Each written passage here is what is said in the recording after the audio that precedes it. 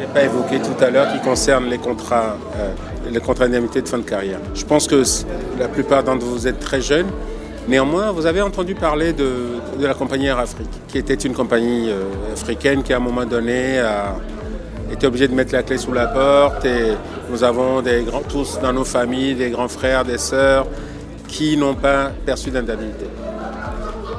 La situation d'Air Afrique pose la problématique des indemnités de fin de carrière. Lorsque la compagnie avait mis de côté cet argent qui appartient aux salariés, si elle l'avait externalisé, si elle avait confié la gestion à une compagnie d'assurance, au moment où elle avait des difficultés, elle ne s'en serait pas servie partiellement ou totalement pour renflouer son activité. L'argent aurait été au chaud, quelque part, auprès d'une compagnie d'assurance. Peut-être qu'Air Afrique aurait fermé plus tôt, mais au moment où ça allait fermer, on aurait appelé la compagnie d'assurance pour qu'elle indemnise les salariés.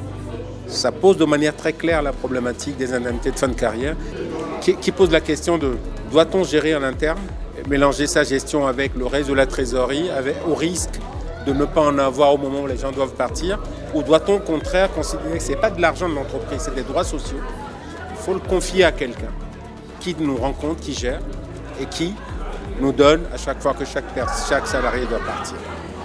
La dimension capital humain, elle est également fondamentale dans le sens où ces offres-là sont des vrais outils de fidélisation, d'attraction des talents.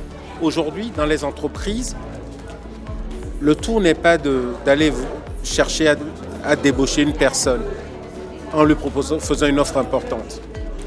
Cette offre importante, son corollaire, c'est le cadre de travail, mais également les garanties qui sont mises en place en interne pour les salariés. Je vais vous prendre un cas concret. Vous payez quelqu'un très cher, mais si vous ne mettez pas en place en interne une couverture maladie pour qu'il soigne sa famille, au final, ça lui coûtera beaucoup plus cher.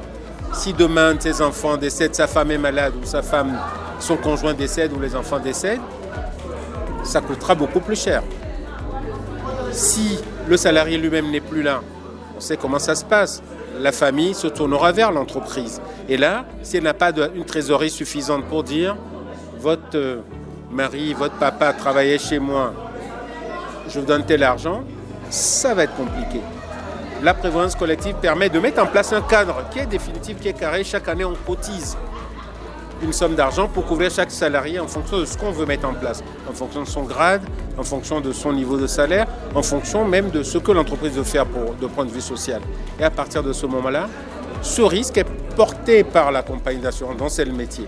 Et le jour où il y a un problème avec un salarié, il suffit juste d'actionner la compagnie d'assurance pour qu'elle puisse faire face à ses engagements.